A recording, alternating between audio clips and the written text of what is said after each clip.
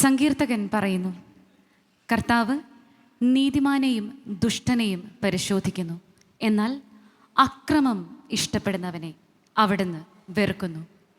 ഇന്ന് ക്യാമ്പസ് വിഷൻ്റെ ഈ എപ്പിസോഡ് എത്തി നിൽക്കുന്നത് രാമപുരം മാർ അഗസ്റ്റീനോസ് കോളേജിലാണ്.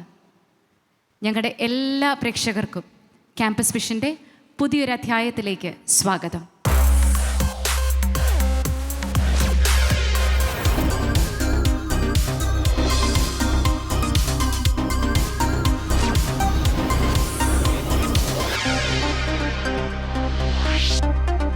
കോട്ടയം മഹാത്മാഗാന്ധി യൂണിവേഴ്സിറ്റിയുടെ കീഴിൽ പ്രവർത്തിക്കുന്ന സെൽഫ് ഫൈനാൻസ് കോളേജുകളിൽ ഏറ്റവും മുൻപന്തിയിൽ നിൽക്കുന്നതാണ് രാമപുരം മാർ ആഗസ്തീനോസ് കോളേജ്.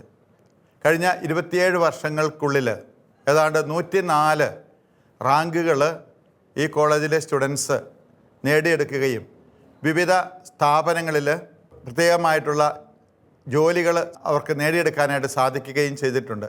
കോളേജ് തന്നെ പ്ലേസ്മെൻറ്റ് സംഘടിപ്പിച്ച് കൊടുക്കുന്നുണ്ട്. MRF പോലുള്ള വലിയ സ്ഥാപനങ്ങളെല്ലാം ഇവിടെ റിക്രൂട്ട്മെൻറ്റിന് വരുന്നുണ്ട്. അപ്പോൾ ആ ഒരു രീതിയിൽ ഒരു പ്രൊഫഷണൽ കോഴ്സുകൾ കൂടുതൽ കൈകാര്യം ചെയ്യുന്നതാണ് നമ്മുടെ ഈ കോളേജിൻ്റെ പ്രത്യേകത. ഒരു സാധാരണ രീതിയിൽ ഇന്നത്തെ ഒരു യൂത്തിന് ആവശ്യമായിട്ടുള്ള പഠന സൗകര്യങ്ങൾ നമ്മുടെ ഈ കോളേജ് നൽകുന്നുണ്ട്. തീർത്തും ശാന്തമായ ഒരു അന്തരീക്ഷമാണ് ഈ കോളേജിൻ്റേത്. രാമപുരം ഒരു സാധാരണ പട്ടണമാണ്. അതിനോട് ചേർന്ന് വലിയ ഒരു ദേവാലയമുണ്ട്. മാത്രമല്ല അമ്പലങ്ങളുടെയും നാടാണിത്. 4 അമ്പലങ്ങളിൽ വന്ന് പങ്കെടുക്കാനായിട്ട്, പ്രാർത്ഥനയിൽ പങ്കെടുക്കാനായിട്ട് ധാരാളം ആളുകൾ ഇവിടെ വന്നു ചേരാറുണ്ട്. അപ്പം ഇങ്ങനെ ആ കൂട്ടത്തിൽ തന്നെ ധാരാളം സാഹിത്യകാരന്മാരും സാഹിത്യകാരികളും ഈ രാമപുരത്തിൻ്റേതായിട്ട് എല്ലാ സ്ഥലങ്ങളിലും അറിയപ്പെടുന്നവരായിട്ടുണ്ട്. കൂടാതെ വാഴ്ത്തപ്പെട്ട കുഞ്ഞച്ചൻ്റെ നാടുകൂടിയാണ് രാമപുരം. ആഗസ്തീനോസിൻ്റെ നാമത്തിൽ സ്ഥാപിതമായ ഈ കോളേജിൽ ഏറ്റവും പ്രഗത്ഭരായ അധ്യാപകർ തന്നെയാണ് ക്ലാസ്സുകൾ നയിക്കുന്നത്. ഞാൻ എല്ലാവരെയും ഈ കോളേജിലേക്ക് സ്വാഗതം ചെയ്യുകയാണ്.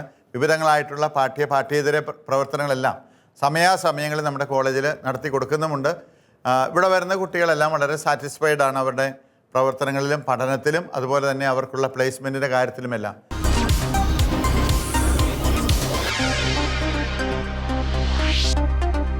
വാർത്തകളിലും തലക്കെട്ടുകളിലും ഇന്ന് നാം ഏവരും കാണുന്ന ഒന്നാണ് വയലൻസ് അഥവാ അക്രമം. ഇന്നത്തെ നമ്മുടെ ക്യാമ്പസ് വിഷൻ്റെ ടോപ്പിക്കും അതുതന്നെയാണ്, അക്രമം അഥവാ വയലൻസ്. അക്രമം ഇന്ന് കൂടി വരികയാണ്. കാരണം നമ്മുടെ ഇപ്പോൾ എല്ലാ ഫീൽഡിലും നോക്കിയാലും, ഇപ്പോൾ ഫിലിം ഫീൽഡ് എടുത്താലും എല്ലാം ഒരു വയലൻസ് എന്നതിലേക്ക് മാറിയിരിക്കുക. നമ്മൾ കണ്ട് ശീലിച്ച് വരുന്നതേ നമ്മൾ ലൈഫിൽ ഇനി അങ്ങോട്ട് ചെയ്യത്തേ ഉള്ളൂ. പ്രധാനമായും പറയാവുന്ന അധികമായ ലഹരിയുടെ ഒരു ഉപയോഗം നമ്മുടെ നാട്ടിൽ പൊതുവായി കണ്ടുവരുന്നു. അതൊരു ട്രെൻഡായിട്ട് വരികയാണ്. ഇപ്പം ചെറിയ കുട്ടികളുടെ ഇടയിലും ലഹരി ഉൽപ്പന്നങ്ങൾ ഉപയോഗിക്കുന്നത് പതിവായി കാണുന്ന ഒരു കാര്യമാണ്. ലഹരിയുടെ അവൈലബിലിറ്റി ഉള്ളതുകൊണ്ടാണ് ആൾക്കാർ യൂസ് ചെയ്യുന്നത്. അപ്പം അത് അവൈലബിൾ ആണെന്നുണ്ടെങ്കിൽ ആരും യൂസ് ചെയ്യാൻ പോകുന്നില്ലല്ലോ. ഇപ്പോൾ എല്ലാവരും പറയുന്ന പോലെ സോഷ്യൽ മീഡിയ ഇൻഫ്ലുവൻസ് ചെയ്യുന്നതുകൊണ്ട് തെറ്റ് ചെയ്യുന്ന ആൾക്കാരാണ് നമ്മൾ കൂടുതൽ. അഡോളസൻസ്, ടീനേജേഴ്സ് എന്നൊക്കെ പറയുന്നു. അത്രയ്ക്ക് മനക്കെട്ടി ഇല്ലാത്ത പിള്ളേരല്ല ഇപ്പോഴത്തെ ആൾക്കാരെന്നാണ് എനിക്ക് തോന്നുന്നത്. കാരണം ഇത് കൂടുതലും നെഗ്ലിജൻസ് ആണ്, പേരൻസിൻ്റെ നെഗ്ലിജൻസ്, ടീച്ചേഴ്സിൻ്റെ നെഗ്ലിജൻസ്. നമ്മൾ ഈ പണ്ട് എങ്ങനെയാണെന്ന് പറഞ്ഞാൽ മനുഷ്യനെ സ്നേഹിച്ചിരുന്നു, സാധനങ്ങളെ ഉപയോഗിച്ചിരുന്നു. ഇപ്പോൾ അത് മാറി, മനുഷ്യൻ സാധനങ്ങളെ സ്നേഹിക്കാൻ തുടങ്ങി, മനുഷ്യനെ ഉപയോഗിക്കാൻ തുടങ്ങി. അച്ഛന്മാരും അമ്മമാരും വീട്ടിൽ വരുന്നു, ഫോണിൽ കുത്തിയിരിക്കുന്നു, അല്ലെങ്കിൽ TV കാണുന്നു. അങ്ങ് മാറി നിൽക്കുക ചെറുക്ക, അല്ലെങ്കിൽ അങ്ങ് മാറി നിൽക്കുക പെണ്ണെ, ഞാൻ ഇതൊന്ന് ചെയ്തോട്ടെ, ഇതൊന്ന് കണ്ടോട്ടെ. അത് അവർക്ക് കൂടുതലും അങ്ങ് വരുവാണ്. സോഷ്യൽ മീഡിയ കാണണം എന്നുള്ള ഒരു എന്നാ നമ്മൾ സ്ലാങ്ങിൽ പറയുന്ന പോലെ ത്വര വരുക. സൈക്കോളജി എടുത്താലും ഇപ്പം എന്താണ് റെക്കഗ്നേഷൻ ആൻഡ് റെമ്യൂണറേഷൻ, ഇതൊരു മനുഷ്യൻ്റെ ഒരു സൈക്കോ സോഷ്യൽ ഡെവലപ്മെൻറ്റിനൊക്കെ വളരെ അനിവാര്യമാണെന്നാണ് സിഗ്മണ്ട് ഫ്രോയിഡൊക്കെ പറയുന്നത്.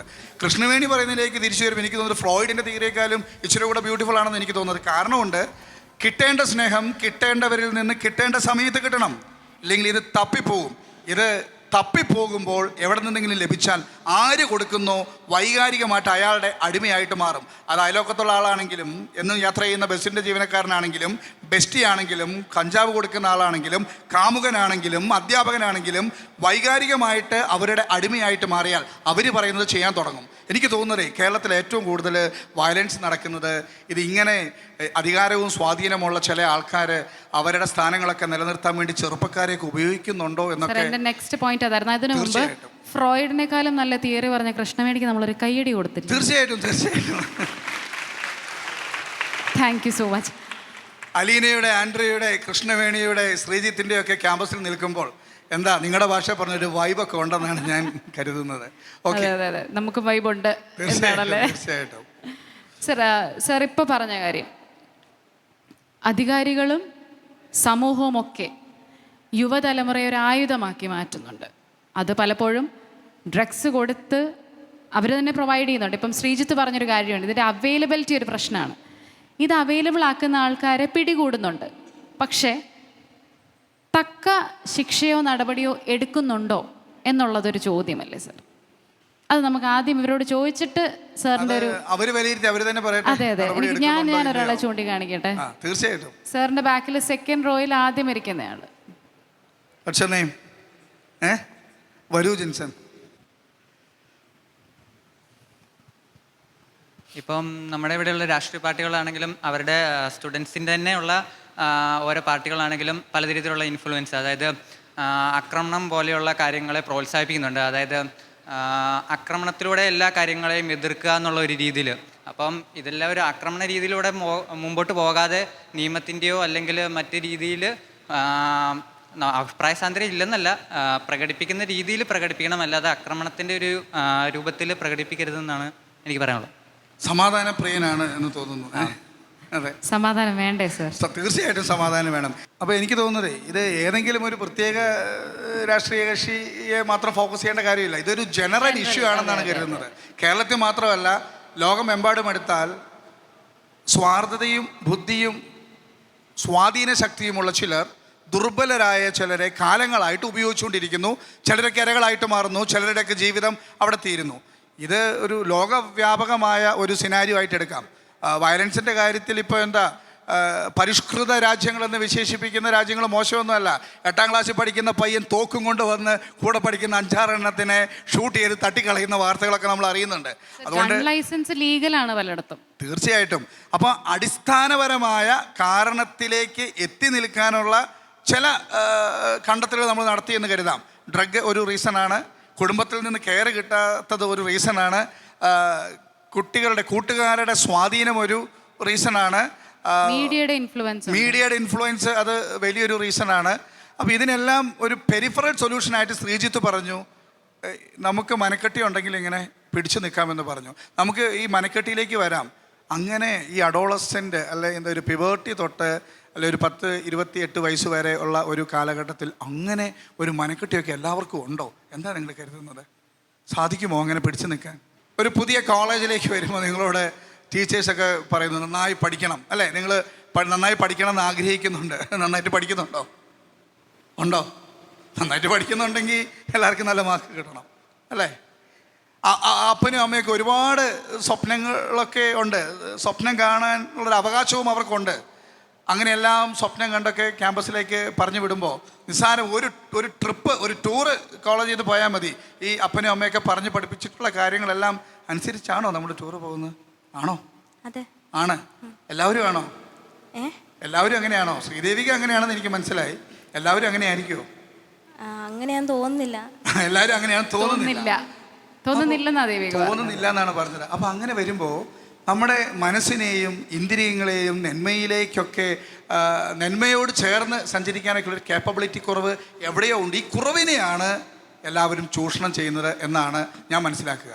സർ, പലപ്പോഴും കുറവുകൾ എന്താണെന്ന് മനസ്സിലാക്കിയിട്ടാണ് നമ്മളെ അറ്റാക്ക് ചെയ്യേണ്ടവർ നമ്മുടെ അടുത്തോട്ട് വരുന്നത് തന്നെ. തീർച്ചയായിട്ടും. ആ കുറവുകളെ ഫോക്കസ് ചെയ്തിട്ടാണ് അവർ വരുന്നത്. തീർച്ചയായും. അവിടെയാണ് നമ്മൾ വീണു പോകുന്നത്. ഞാൻ മനസ്സിലാക്കിയെടുത്തോളം അങ്ങനെയാണ്. പലരും നല്ല സ്ട്രെങ്തോടു കൂടിയൊക്കെ ആയിരിക്കാം വരുന്നത്, പക്ഷെ ഏതോ സാഹചര്യത്തിൽ ആരോ അവരെ പോയിന്റ് ചെയ്ത് അവരെ ഉന്നം വെച്ച് വീഴ്ത്തുന്ന പോലെ എനിക്ക് ഫീൽ ചെയ്തിട്ടുണ്ട് ലൈഫിൽ പലപ്പോഴും. അതിനോട് കൂട്ടിച്ചേർത്ത് വെക്കേണ്ട ഒരു കാര്യം, ഇപ്പോഴത്തെ പിള്ളേർക്കൊക്കെ നല്ല ഇൻഫ്ലുവൻസ് ഉണ്ട്. അപ്പോൾ അതുകൊണ്ട് തന്നെ ഇവർക്ക് ഈ അക്രമമൊന്നും അത്ര വലിയ പ്രശ്നമല്ല. ഇത് കാണുന്നതും കേൾക്കുന്നതും അത്ര വലിയ പ്രശ്നമായിട്ട് തോന്നി. പക്ഷെ ഞങ്ങൾക്ക് ഒരു 90s കിഡ്സിനൊക്കെ ചോര കണ്ടാൽ തലകറങ്ങി വീഴുന്ന ഒത്തിരി പേരുണ്ടായിരുന്നു. പക്ഷെ ഇന്ന് അങ്ങനത്തെ പിള്ളേരൊക്കെ കുറവല്ലേ? ഇപ്പം പറഞ്ഞ പോലെ ഇച്ചിരി കൂടെ ഒക്കെ മനക്കെട്ടി കൂടി വരുന്നില്ലേ പിള്ളേർക്ക്? മനക്കെട്ടി കൂടി വരുന്നത് തെറ്റ് ചെയ്യാതിരിക്കാനാണോ അതോ ചോര കണ്ടാൽ കുഴപ്പമില്ല? രണ്ടും ഉണ്ട് സർ, രണ്ടും ഉണ്ട് ഇല്ലേ? മനക്കെട്ടി കൂടി വരുമ്പോൾ അക്രമം ചെയ്യാനുള്ളൊരു ധൈര്യവും കൂടെ കൂടുന്നില്ലേ അവർക്ക്? അങ്ങനെയാണോ? നമുക്ക് അവരോടൊന്ന് ചോദിച്ചു നോക്കാം. ആണോ? ഞാനൊരു കോൺട്രവേഴ്സി ആണോ അഴിച്ചു വിട്ടതെന്ന് എനിക്കറിയില്ല കേട്ടോ. അല്ല, അത് കോൺട്രവേഴ്സി ആണെന്ന് തോന്നുന്നില്ല. ഇപ്പോൾ ഈ അടുത്ത നാളിലൊരു സിനിമ ഇറങ്ങി, ഭയങ്കര ഹിറ്റായി. എൻ്റെ പിള്ളേർ പഠിക്കുന്ന സ്കൂളിൽ 7ാം ക്ലാസ്സുകാരൻ ചെറുക്കൻ ക്ലാസ്സിൽ കത്തി കൊണ്ടുവന്നിട്ട് കൈയൊക്കെ മുറിച്ചിട്ട് ആരുടെ കണ്ട് പേരെഴുതി വെച്ചു. പിന്നെ അവനെ ഏതാണ്ടൊക്കെ കടിച്ചുകൊണ്ട് നടക്കുന്നതൊക്കെ കണ്ടു. എന്നാ ചെയ്യുന്നത്? അപ്പോൾ മനക്കെട്ടി കൂടി എന്ന് പറയേണ്ടി വരും. പിന്നെ വിവരമില്ലായ്മയും കൂടി എന്ന് പറയേണ്ടി വരും. അതുണ്ട്, വിവരമില്ലായ്മയും കൂടിയിട്ടുണ്ട്. അപ്പം അതിന് ഉത്തരവാദിത്തം ഒന്നേ കാരണവന്മാരെ ഏറ്റെടുക്കട്ടെ. ഇപ്പം കൃഷ്ണവേണി പറഞ്ഞത് ടീച്ചേഴ്സിനൊക്കെ കുറച്ചൊക്കെ ചെയ്യാൻ പറ്റുള്ളൂ എന്നാണ് കൃഷ്ണവേണി പറഞ്ഞത്. അപ്പം അതിനോട് യോജിക്കാതിരിക്കാൻ പറ്റില്ല. കോൺട്രവേഴ്സിയിലൊന്നുമല്ല, എന്നാലും കുറച്ചുകൂടി എക്സ്പീരിയൻസ് ചെയ്യുന്നത് ഇവരാണല്ലോ. നമുക്ക് അവരോട് തന്നെ ചോദിക്കാം. ആർക്ക് പറയാം? മോൻ്റെ പേരെന്താ? അനന്തുവിന് മൈക്ക് കൊടുക്കൂ. അനന്തു കുറച്ച് നേരമായി ഈ ഡിസ്കഷനൊക്കെ നിരീക്ഷിക്കുന്നു. എന്താണ് കാര്യമാത്ര പ്രസക്തമായ കാര്യത്തിലേക്ക് ആരും ഒന്നും കോൺട്രിബ്യൂട്ട് ചെയ്യുന്നില്ലല്ലോ എന്ന് അനന്തു ചിന്തിച്ചുകൊണ്ടിരുന്നപ്പോഴാണ് നമ്മൾ അനന്തുവിനോട് ചോദിക്കുന്നത്. എന്താണ് അനന്തു, ഇതൊക്കെ ശരിയാണോ? ഈ കുട്ടികൾക്ക് ഈ ചോര കണ്ട കറുപ്പ് മാറി അങ്ങനെയൊക്കെയാണോ? എന്താണ് അനന്തുവിൻ്റെ? അല്ല, അത് ഓരോ കുട്ടികളുടെ സാഹചര്യം അനുസരിച്ച്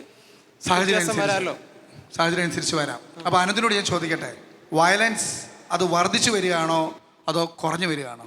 വർധനമാണ് കൂടുതൽ. അപ്പോൾ അതിൻ്റെ കാരണങ്ങളെല്ലാം ഇവിടെ ഇങ്ങനെ പലരും പറഞ്ഞ കാരണങ്ങളൊക്കെ അനന്തു അതിനോട് യോജിക്കുന്നുണ്ട്. ഇതൊക്കെ ആയിരിക്കുമോ അതിൻ്റെ റീസൺസ്?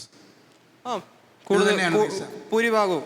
ഓക്കെ, എനിക്കൊന്ന് ഡിസ്കഷൻ്റെ അടുത്ത ഘട്ടത്തിലേക്ക് കടക്കാമെന്നാണ് ഞാൻ കരുതുക. എന്തായിരിക്കാം ഇതിനൊക്കെയുള്ളൊരു പരിഹാരം? അനന്തു ഒരു സൊല്യൂഷൻ അങ്ങ് പറഞ്ഞു വെക്കൂ. ആദ്യത്തെ സൊല്യൂഷൻ പറഞ്ഞു കഴിഞ്ഞു, നമ്മൾ തന്നെ വിചാരിക്കണം. തീർച്ചയായിട്ടും അനന്തുവിൽ നിന്ന് തുടങ്ങാം. രണ്ടാമത്തെ സൊല്യൂഷൻ, ഒരാൾ സ്വയമേ വിചാരിക്കുന്നതല്ലേ അതിൻ്റെ ശരിയായ? തീർച്ചയായിട്ടും ശ്രീജിത്ത് വിചാരിച്ചു. നമുക്ക് ശ്രീജിത്തിൻ്റെ ആശയം കേരളം മുഴുവൻ, മലയാളി സമൂഹം മുഴുവൻ സ്വീകരിക്കട്ടെ, സ്വാഗതം ചെയ്യട്ടെ. രണ്ടാമത്തെ സൊല്യൂഷൻ പിന്നെ എന്ത് ചെയ്യാം? ഇപ്പോൾ എല്ലാവർക്കും മനക്കെട്ടി ഇല്ല എന്ന് ശ്രീദേവിക പറഞ്ഞു വെച്ചു. അങ്ങനെ ഇല്ലാത്ത കുട്ടികൾക്ക്, അങ്ങനെ ഇല്ലാത്ത മനുഷ്യർക്ക് ഏത് തരത്തിലുള്ള സഹായം നമുക്ക് കൊടുക്കാൻ പറ്റും? ഇപ്പോൾ ഈ പിയർ ഗ്രൂപ്പിൻ്റെ ഇൻഫ്ലുവൻസ് ഉണ്ടെന്ന് പറഞ്ഞു അല്ലേ? അതൊരു കാരണമായിട്ട് ഇവിടെ പറഞ്ഞു. അല്ലെങ്കിൽ ലഹരിയുടെ ഉപയോഗമുണ്ടെന്ന് പറഞ്ഞു, അതിൻ്റെ അവൈലബിലിറ്റി ഉണ്ട്. ഇതൊക്കെ തടയുക എന്ന് പറയുന്നത് ഒരു സൊല്യൂഷനാണ്. പക്ഷെ എങ്ങനെ തടയാനാണ് അനന്തു ആലോചിക്കുന്നത്? എങ്ങനെയായിരിക്കും അത് തടയാൻ പറ്റുക? ഒരു സൊല്യൂഷൻ പറ്റില്ലല്ലോ. ഓക്കെ, എല്ലാത്തിനും കൂടി ഒറ്റ സൊല്യൂഷൻ പറ്റില്ല.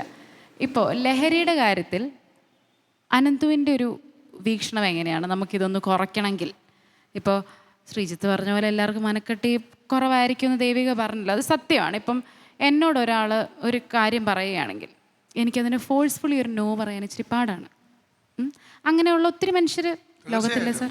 ഉണ്ട്. അപ്പോൾ അങ്ങനെയുള്ളൊരു കുട്ടിക്ക് ഒരാളൊരു ലഹരി പദാർത്ഥം കൊണ്ട് കൊടുക്കുകയാണ്. ആദ്യമേ ആ കുട്ടി നോ പറഞ്ഞത് തന്നെ ഇരിക്കട്ടെ, പിന്നെയും ഇൻഫ്ലുവൻസ് ചെയ്യാൻ നോക്കുകയാണ്. സിറ്റുവേഷനിലേക്ക് പോവാതിരിക്കാൻ ശ്രമിക്കുന്നതല്ലേ നല്ലത്? സിറ്റുവേഷനിലേക്ക് പോവാതിരിക്കാൻ ശ്രമിച്ചു, എന്നിരുന്നാൽ തന്നെയും ആ സിറ്റുവേഷനിൽ വന്ന് പെട്ടു. എന്തായിരിക്കും ആ കൊച്ചിനെ എങ്ങനെയെങ്കിലും ഒന്ന് ഹെൽപ്പ് ചെയ്യാൻ അനന്തു ആണെങ്കിൽ ചെയ്യുക? പറഞ്ഞ് മനസ്സിലാക്കുമോ? പേരൻസിനോട് പറയുന്നതായിരിക്കും നല്ലതെന്ന് എനിക്ക് തോന്നുന്നു. Okay, thank you Ananthu. അതായത് ഈ അനന്തു പറഞ്ഞ കാര്യത്തെ ഒരു കുറച്ചും കൂടി ഒരു അതിന് എന്താണ് ഒരു കാൽപ്പനികത ഭാവം കൂടി പകർന്ന് ചിന്തിച്ചാൽ ഒരു നല്ല സുഹൃത്ത്, നല്ല ഒറ്റുകാരനായിരിക്കും. നല്ല സുഹൃത്ത് ഒരു പേരൻറ്റിനും നല്ല സുഹൃത്താവാം സർ. തീർച്ചയായിട്ടും പേരൻറ്റിന് നല്ല സുഹൃത്തായിരിക്കാം. ഇനി അനന്തുവിൻ്റെ കാഴ്ചപ്പാടിൽ ചിന്തിച്ചാൽ അനന്തു ചെയ്യാൻ പോകുന്നത്, അനന്തുവിൻ്റെ ബെസ്റ്റ് ഫ്രണ്ട് കൂള് ഉപയോഗിച്ചാൽ, ലഹരി ഉപയോഗിച്ചാൽ, സ്മോൾ അടിച്ചാൽ, ബെസ്റ്റിയുടെ ഒപ്പം കറങ്ങിയാൽ, റിലേഷൻഷിപ്പിൽ കഴിയുന്ന ആളുടെ കൂട്ടത്തിൽ ഐവിക്ക് പോകുന്ന വഴിക്ക് ഇടുക്കി മാങ്കുളം വഴി ഒന്ന് കറങ്ങി വന്നു എന്നറിഞ്ഞാൽ അവൻ്റെ കൂട്ടുകാരൻ്റെ വീട്ടിൽ വിളിച്ച് പറയുമെന്നാണ് അവൻ പറഞ്ഞത്. ആ ഒറ്റുകാരനെ ഒരു പക്ഷേ കേരളത്തിലെ എല്ലാ മാതാപിതാക്കളും ഇഷ്ടപ്പെടുമെന്നാണ് ഞാൻ കരുതുക. നമുക്ക് അനന്തുവിൽ നിന്ന് ആ സ്റ്റേജിലെ ഫസ്റ്റ് റോയിലിരിക്കുന്ന പെൺകുട്ടിയിലേക്ക് പോവാം. ചിരിച്ചുകൊണ്ടിരിക്കുന്ന പെൺകുട്ടി. തീർച്ചയായിട്ടും പറയൂ. എനിക്ക് തോന്നുന്നു ഇപ്പം ചേച്ചി പറഞ്ഞ പോലെ 90s കിഡാണ് ഞാനും. ഞങ്ങളുടെ ആ ഒരു സമയത്ത് ഇപ്പം നമുക്ക് എല്ലാ കാര്യങ്ങളും ഇപ്പോൾ ലഹരിയാണെങ്കിൽ പോലും നമുക്ക് അത്രയും കിട്ടുന്നില്ലായിരുന്നു. പക്ഷേ ഇപ്പോൾ അവൈലബിലിറ്റി ഭയങ്കര കൂടുതലാണ്. എനിക്ക് തോന്നുന്നു വീട്ടിൽ പറയുന്നതിനേക്കാളും കൂടുതലൊരു ഇപ്പം സ്കൂളിലാണെങ്കിലും കോളേജിലാണെങ്കിലും നമുക്ക് കുറച്ചും കൂടെ ഇപ്പോൾ കൗൺസിലിംഗ് സെറ്റിങ്സ് ഒക്കെ കൂടുതലുള്ളൊരു ഇതാണ്. അപ്പോൾ നമുക്കത് വേണമെങ്കിൽ നമുക്ക് നമ്മുടെ ടീച്ചേഴ്സിൻ്റെ അടുത്ത് പറയാം, അല്ലെങ്കിൽ ആദ്യമേ നമുക്ക് ഫ്രണ്ടിൻ്റെ അടുത്ത് തന്നെ പറയാൻ പറ്റും. ഇങ്ങനൊരു സാഹചര്യത്തിലോട്ട് പോകുന്നത് ശരിയല്ലെന്ന് നമുക്കായിട്ട് തന്നെ നമ്മുടെ ഫ്രണ്ട്സിൻ്റെ അടുത്ത് പറയാം. പറ്റുന്നില്ലെങ്കിൽ മാത്രമായിരിക്കാം നമുക്ക് പാരൻസിൻ്റെ അടുത്തോട്ട് പോകാൻ പറ്റുന്നതെന്ന് എനിക്ക് തോന്നുന്നു. പേരെന്താണ്? എൻ്റെ പേര് മേഘ. ഓക്കെ സർ, മേഘ പറഞ്ഞ ഒരു കാര്യമേ എനിക്ക് എൻ്റെ സുഹൃത്തിനോട് പറയാൻ പറ്റും എന്ന്. നമ്മൾ ആദ്യത്തെ ഒരു കാരണങ്ങൾ കണ്ടുപിടിക്കുന്ന ഒരു സമയത്ത് പറഞ്ഞത് ഈ പിയർ പ്രഷർ നമ്മളെ വഴിതെറ്റിക്കുന്നു എന്നാണ്. ഈ പിയർ പ്രഷറിനെ നമുക്കൊരു പോസിറ്റീവ് ആസ്പെക്റ്റിലും കാണാം എന്നാണ് മേഘ പറഞ്ഞത്, അല്ലേ സർ? നമുക്ക് നമ്മുടെ ഏജിലുള്ള ഒരാളെ പെട്ടെന്ന് ഇൻഫ്ലുവൻസ് ചെയ്യാൻ പറ്റും. അതൊരു പോസിറ്റീവ് ഇൻഫ്ലുവൻസ് ആണെങ്കിൽ കുറച്ചുകൂടി ബ്യൂട്ടിഫുൾ അല്ലേ? തീർച്ചയായിട്ടും അങ്ങനെ ചെയ്യാൻ പറ്റുമെങ്കിൽ നല്ലതാണ്. ചെയ്യാൻ സാധിക്കില്ലെങ്കിൽ മാതാപിതാക്കളുടെ ആഗ്രഹത്തെയും സ്വപ്നത്തെയും മനസാക്ഷിയെയും പ്രതി ഒറ്റുകാരൻ്റെ പരിവേഷം കുറച്ചുകൂടി അഭികാമ്യമായിരിക്കും.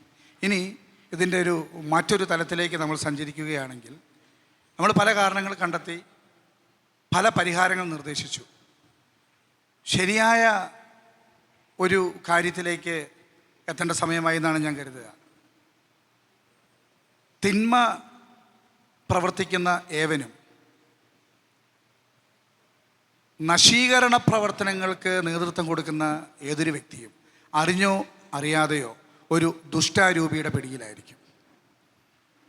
അങ്ങനെ ഒരു ദുഷ്ടാരൂപിയുടെ പിടിയിലായിരിക്കുമെന്ന് പറയുമ്പോൾ അത് അന്ധവിശ്വാസമായിട്ടും മണ്ടത്തരമൊക്കെ ആയിട്ടൊക്കെ ചർച്ച ചെയ്ത് ചിന്തിക്കുന്ന സൈക്കോളജിസ്റ്റുകളോടൊക്കെ എനിക്ക് കൃത്യമായി പറയാൻ പറ്റും. അവരൊക്കെ അറിഞ്ഞോ അറിയാതെ പറയുന്നൊരു പോസിറ്റീവ് എനർജി ഉണ്ട്, നെഗറ്റീവ് എനർജി ഉണ്ട്. ഈ നെഗറ്റീവ് എനർജിക്കും പോസിറ്റീവ് എനർജിക്കും ഇന്നലെ ഒരു ക്യാമ്പസിൽ നമ്മൾ പറഞ്ഞു വെച്ചതേ ഉള്ളൂ. ഏത് സാധനത്തിനും ഒരു ഉറവിടം വേണം, ഒരു സോഴ്സ് വെറുതെ ഉണ്ടാവില്ല. ഇപ്പം മേഘ എന്ന് പറയുമ്പോൾ മേഘം എന്ന് നമ്മൾ ചിന്തിക്കുകയാണെങ്കിൽ മഴ പെയ്യുന്നതിന് മേഘങ്ങൾ എങ്ങനെയൊക്കെയോ കോൺട്രിബ്യൂട്ട് ചെയ്യുന്നുണ്ട്, ശരിയല്ലേ ആതിര? അങ്ങനെയെങ്കിൽ പോസിറ്റീവ് എനർജിക്ക് ഒരു ഉറവിടമുണ്ട്, നെഗറ്റീവ് എനർജിക്കും ഒരു ഉറവിടമുണ്ട്. പോസിറ്റീവ് എനർജി എന്ന് പറയുന്നൊരു എനർജി ഉണ്ടെങ്കിൽ അതിന് ഉറവിടമാകാൻ സാധിക്കുന്നത് ഈശോയ്ക്ക് മാത്രമാണ്, ദൈവത്തിന് മാത്രമാണ്. നെഗറ്റീവ് എനർജി നിങ്ങൾക്ക് ഫീൽ ചെയ്യുന്നുണ്ടെങ്കിൽ ആ നെഗറ്റീവ് എനർജിയുടെ ശരിയായ കാരണക്കാരൻ എന്ന് പറയുന്നത് തിന്മയാണ്, പിശാചാണെന്ന് പറയേണ്ടി വരും.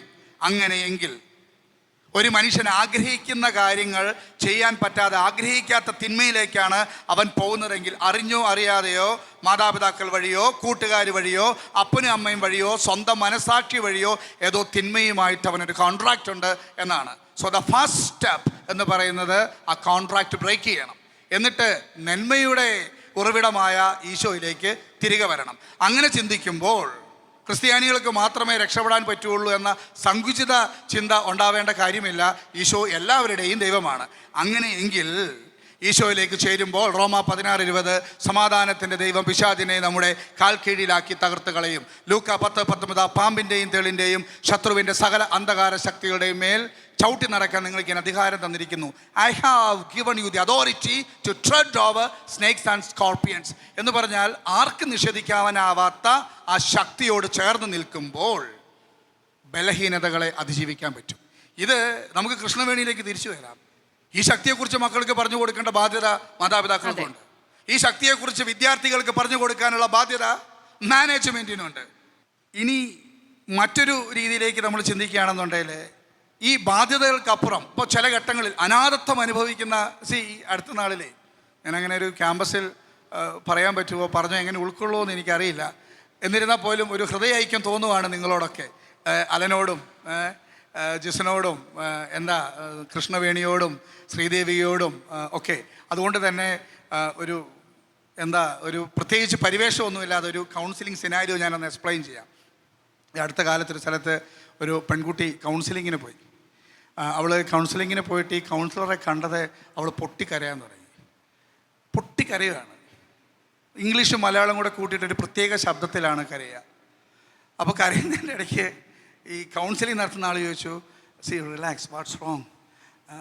അപ്പോൾ ഇവൾ പറഞ്ഞു ഐ എം എലോൺ എന്ന് പറഞ്ഞിട്ട് പിന്നെയും കരഞ്ഞു. അപ്പോൾ കൗൺസിലിംഗ് ചെയ്യുന്ന ആൾ ചോദിച്ചു വീട്ടിൽ ആരൊക്കെയുണ്ട്? അപ്പോൾ ആ പെൺകുട്ടി പറഞ്ഞു പപ്പാവുണ്ട്, ജാജിയുണ്ട്, മമ്മിയുണ്ട്, ചേട്ടനുണ്ട്, പിന്നെ വാവാവുണ്ട്. മലയാളിയാണ്, മലയാളം അറിയില്ലാത്തതുകൊണ്ടല്ല, എന്നാൽ എന്തൊക്കെയോ ഒരു ഇൻഫ്ലുവൻസിൽ she is trying to pretend something, അങ്ങനെയൊക്കെ ചെയ്യുന്നു.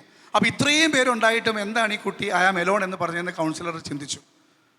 അപ്പോൾ അയാൾ ചോദിച്ചു ഇത്രയും പേരൊക്കെ വീട്ടിലുണ്ടല്ലേ എന്ന് ചോദിച്ചു. അപ്പോൾ ഉടനെ പെൺകുട്ടി യു നോ എന്ന് ചോദിച്ചു. അപ്പോൾ ഉടനെ കൗൺസിലർ പറഞ്ഞു ഐ ഡോണ്ട് നോ. അതെങ്ങനെ കൗൺസിലർ അറിയും? കുറച്ച് നേരം കഴിഞ്ഞ് ഇവൾ വീണ്ടും കരയുന്നതിൻ്റെ ഇടയ്ക്ക് യു നോ ലൈക്ക് എന്നൊക്കെ പറഞ്ഞു. അപ്പോഴും കൗൺസിലർ ചോദിച്ചു ഹൗ ഡു ഐ നോ എന്ന് ചോദിച്ചു. എന്നിട്ട് അദ്ദേഹം വീണ്ടും ചോദിച്ചു പറയൂ വാട്ട്സ് റോങ്, എന്താണ് ശരിക്കുള്ള പ്രശ്നം? അപ്പോൾ അവൾ പറഞ്ഞു ലാസ്റ്റ് വീക്ക് എൻ്റെ ബർത്ത്ഡേ ആയിരുന്നു. ലാസ്റ്റ് വീക്കിൽ എന്തായിരുന്നു? ബർത്ത്ഡേ. ഓക്കെ, അത് പേരൻസ് പറയുമ്പോൾ എങ്ങനെ പറയും? ബർത്ത്ഡേ. ഗ്രാൻഡ് പേരൻറ്റ് വല്യമ്മച്ചി പറയുമ്പോൾ എങ്ങനെ പറയും? ബർത്ത്ഡേ. അങ്ങനെയല്ല, ബർത്ത്ഡേ അല്ലേ കൊച്ചേ, പള്ളി പൊടി എന്ന് പറയും. ഞാൻ അവിടെ വരെ എത്തിയിട്ടില്ല. അപ്പോൾ അങ്ങനെ അവളുടെ ബർത്ത്ഡേ ആയിരുന്നു. സോ ബർത്ത്ഡേക്ക് എന്ത് സംഭവിച്ചു എന്ന് ചോദിച്ചപ്പോൾ അവളിങ്ങനെ പറയാണ്, അവളിങ്ങനെയായിരുന്നു പ്രതീക്ഷിച്ചിരുന്നത്.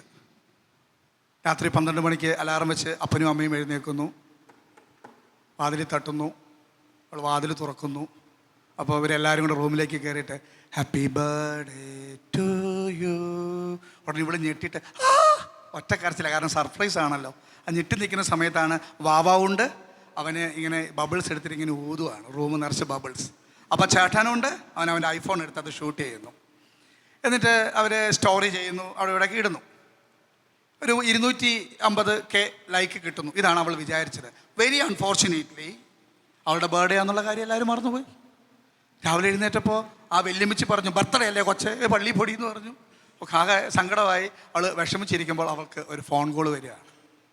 ഒരു ഫോൺ കോൾ വന്നിട്ട് അവനിങ്ങനെ ചോദിക്കുകയാണ് ആരും ബർത്ത്ഡേ സെലിബ്രേറ്റ് ചെയ്തില്ല അല്ലേ? ഇല്ലടാ, ആരും സെലിബ്രേറ്റ് ചെയ്തില്ല. അവൻ ചോദിച്ചു വിനു? ഇല്ല, അവനും വിളിച്ചില്ല. Don't worry, we are going to celebrate your birthday today evening എന്നൊക്കെ പറഞ്ഞ് ആശ്വസിപ്പിച്ചു. ആശ്വസിപ്പിച്ച ആളാണ് അവളുടെ ബെസ്റ്റി. മനസ്സിലായോ? അതാണ് ബെസ്റ്റി.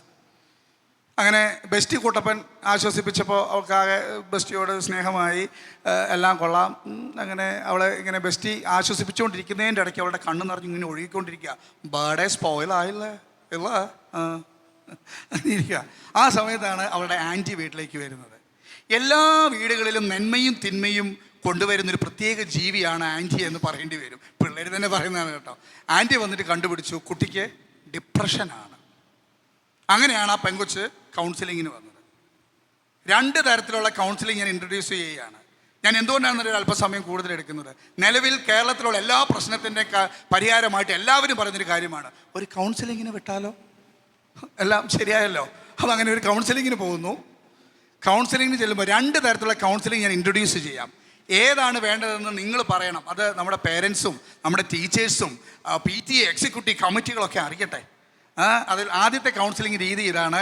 ആ പെൺകുട്ടി വന്നിരുന്നതേ നമ്മൾ ആശ്വസിപ്പിക്കുന്നു. ഓ ഡോണ്ട് വറി ആൾ, സാരമില്ല, C relax, next year birthday വരുമ്പോൾ മോളെയും കൂട്ടി പുറത്ത് ഒരു ചെറിയൊരു ട്രിപ്പ് പോകാൻ സാധിക്കുമെങ്കിൽ ഒരു ക്യാഷൊക്കെ ഉണ്ടെങ്കിൽ തായ്ലൻഡ് വരെ, ഒന്നും പറ്റിയില്ലെങ്കിൽ കൊച്ചി വരെ ഒരു ട്രിപ്പ് അറേഞ്ച് ചെയ്യാം. പേരൻസിനോട് ഞങ്ങൾ റെക്കമെൻഡ് ചെയ്യാം. Are you happy now? അപ്പോൾ ആ പെൺകുട്ടി പറയും എ ബിറ്റ്.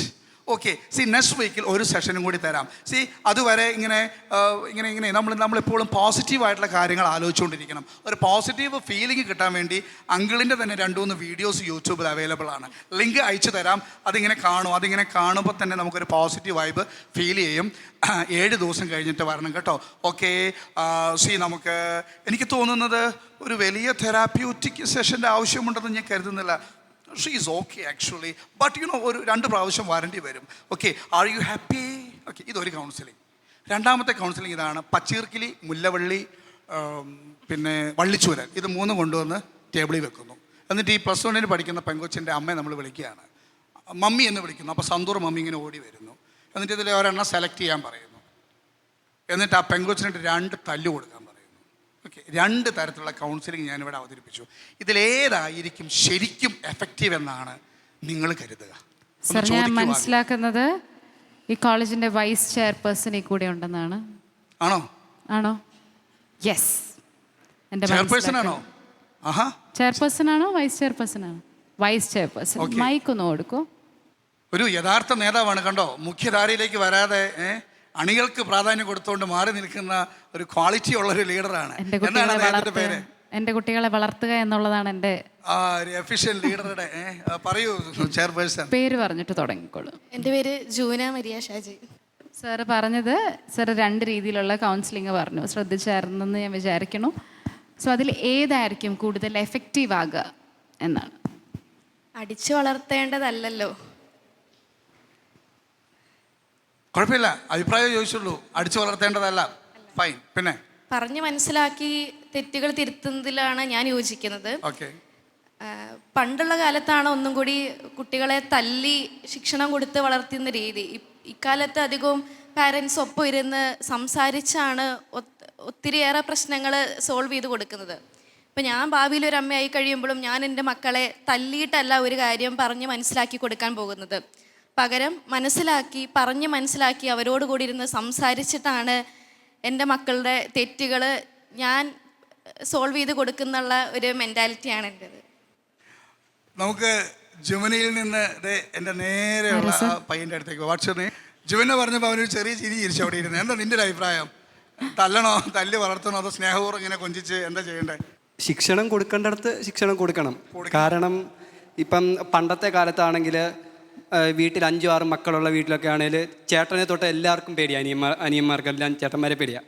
അതുപോലെ തന്നെ നമ്മൾ പറയുകയാണെങ്കിൽ ഒരാങ്ങളെയുള്ള വീട്ടിൽ ഒരു പെങ്ങളിനെ കുറിച്ച് നമ്മൾ ഇപ്പോഴാണെങ്കിൽ പോലും നമ്മൾ കേൾക്കുകയാണെങ്കിലും കുറച്ചുകൂടെ ചേട്ടന്മാരെ പേടിയുള്ള പെങ്ങളുമാരെ നമ്മൾ നോക്കുകയാണെങ്കിൽ തെറ്റിലോട്ടൊന്നും പോകാതെ വയലൻസിലോട്ടൊന്നും പോകാതിരിക്കും. പക്ഷേ സൗഹൃദമാകേണ്ടടുത്ത് സൗഹൃദമാകണം. പക്ഷേ ഇപ്പം എൻ്റെ അനിയത്തെക്കുറിച്ച് ഞാൻ പറയാം. അവൾക്ക് ഇപ്പം ഞാനിവിടെ ആണെങ്കിലും അവൾക്ക് വെളിയിൽ കൂട്ടുകാരൻ്റെ കൂടെയോ അല്ലെങ്കിൽ അങ്ങനെ എന്തെങ്കിലും ഒരു പോക്ക് പോയാൽ അവൾക്കറിയാം, ഞാനറിയും, അവളുടെ ചേട്ടൻ അറിയുന്നുള്ളൊരു പേടിയുണ്ട്, അല്ലെങ്കിൽ അവളുടെ മാതാപിതാക്കൾ അറിയുന്നുള്ളൊരു പേടിയുണ്ട്. പക്ഷെ ആ പേടി വേണം. പക്ഷേ വീട്ടിൽ അവൾ എൻ്റെ സഹോദരിയേക്കാൾ ഉപരി എൻ്റെ ഒരു സുഹൃത്താണ്. എനിക്ക് എല്ലാ കാര്യവും അവളോടും പറയാം, അവൾക്ക് എന്നോടും പറയാം. ഇത് രണ്ടും ഒരു കുടുംബത്തിലുണ്ടായാൽ മാത്രമേ ഇതിൽ നിന്ന് മാറി ചിന്തിക്കാൻ പറ്റുമെന്ന് എനിക്ക് തോന്നുള്ളൂ. കാരണം രണ്ടും ഒരേപോലെ വേണം. ഒന്നൊന്നിനേക്കാൾ മേളിൽ പോയാൽ ഇപ്പം ഓവറായിട്ട് നമ്മൾ ശിക്ഷണം കൊടുത്താൽ കാര്യം ഉണ്ടാവുമെന്ന് എനിക്ക് തോന്നുന്നില്ല. കാരണം നമ്മൾ പേടിച്ചിട്ട് ഒരു പരിധി കഴിഞ്ഞാൽ നമ്മൾ ചിന്തിക്കും, ആ പറയുന്നത് കേൾക്കേണ്ട ആവശ്യമില്ല, എന്നെ ചുമ്മാ എപ്പോഴും കുറ്റം പറയത്തുള്ളൂ എന്ന് പറയും. പക്ഷേ അവിടെ സൗഹൃദം കൂടി ഉണ്ടെങ്കിൽ നമ്മൾ പറയുന്നത് കാര്യമുണ്ട് എന്ന് അവർക്ക് മനസ്സിലാവും. Very good, very nice.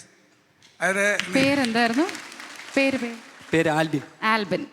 എനിക്ക് തോന്നുന്നതേ ആൽബിൻ അതിൻ്റെ എല്ലാ കാര്യങ്ങളും പറഞ്ഞു. എല്ലാ കാര്യങ്ങളും പറഞ്ഞ വിഷയം അതിൽ തന്നെ അതിൻ്റെ മനോഹരമായ പര്യവസാനത്തിൽ എത്തിയെന്ന് കരുതുന്നത്. ശിക്ഷണം കൊടുക്കേണ്ടടുത്ത് കൊടുക്കണം, അടി കൊടുക്കേണ്ടടുത്ത് അടി കൊടുക്കണം, ഫ്രണ്ട് ആവേണ്ടടുത്ത് ഫ്രണ്ട് ആവണം. അവൻ്റെ പെങ്ങൾക്ക് ഫ്രണ്ടുമാണ്, നല്ല കപ്പാസിറ്റിയുള്ള ആംഗ്ലയുമാണ്. ഇങ്ങനെ ഒരു 5-6 ആൽവിന്മാർ ഉണ്ടാവട്ടെ ഒരു ക്യാമ്പസിൽ. അങ്ങനെ കേരളത്തിലെ എല്ലാ ക്യാമ്പസിലും ഉണ്ടായാൽ ഒരു 10-50 എണ്ണം ഉണ്ടാവും. അവന്മാരൊക്കെ നേരത്തെ വിവാഹം കഴിച്ച് ഈ ആശയം അടുത്ത തലമുറകളിലേക്കൊക്കെ കൊടുക്കുകയാണെന്നുണ്ടെങ്കിൽ ഈ പറയുന്ന വയലൻസിനൊക്കെ ഒരു പരിഹാരം കണ്ടെത്താൻ സാധിക്കും.